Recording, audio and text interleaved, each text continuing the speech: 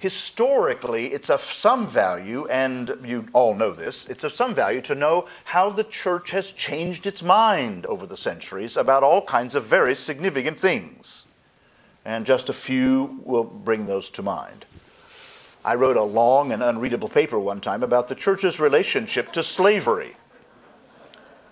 Now, as you know, in the Methodist Church in the 19th century, actually beginning in the 18th century, when the church began to think about the question of slavery, under the influence of John Wesley, of course, who was really opposed to slavery, as you know, was one of the ones who began the process to stop. He called it the most evil thing under this sun, he said. And so those who followed him, William Wilberforce, among others, eventually stopped the slave trade in the 1830s in Britain, and it didn't quite get over here very easily, frankly. There were George Whitefield was against slavery. There were all kinds of people who were very outspoken about it. The movement, as you know, the early founders of the United States, many of them were opposed to slavery, although they had slaves. That's kind of a problem, obviously. Thomas Jefferson spoke out against it regularly, but had a whole bunch of slaves running around nonetheless. So there were difficulties because the economy got locked into slavery in the South, and you know this history as well as I do. The church became very outspoken against slavery in the 1830s in the Methodist Church, the old Methodist Church. And it came at general conferences, said regularly, slavery's evil. In fact, in 1836, they said, no slaveholder will receive communion in any of our churches. Pretty strong stuff, huh? Very directly stating that they thought that was absolutely false.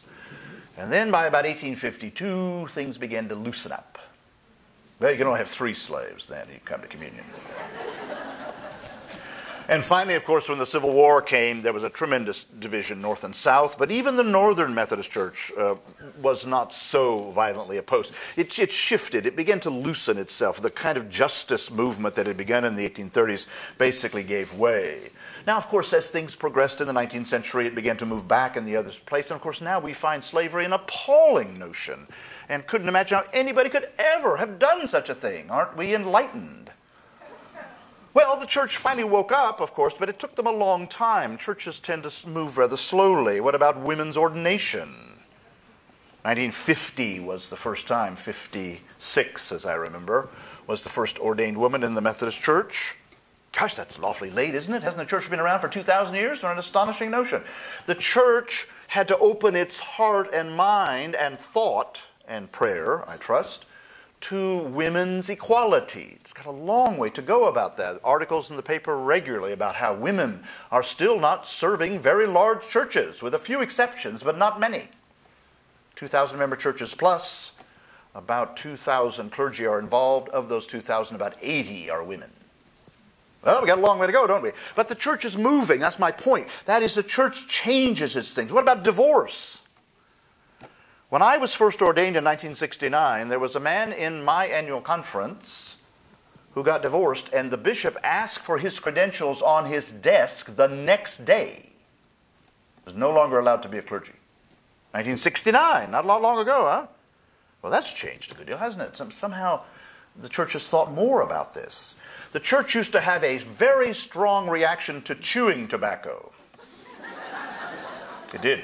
It did. There still are, actually, in 25 states of the United States, there's a law against spitting on the sidewalk. Did you know that? Texas is not one of them, I might add, but nonetheless. After all, the chaw needs to go somewhere. I mean, after all, where's it going to go?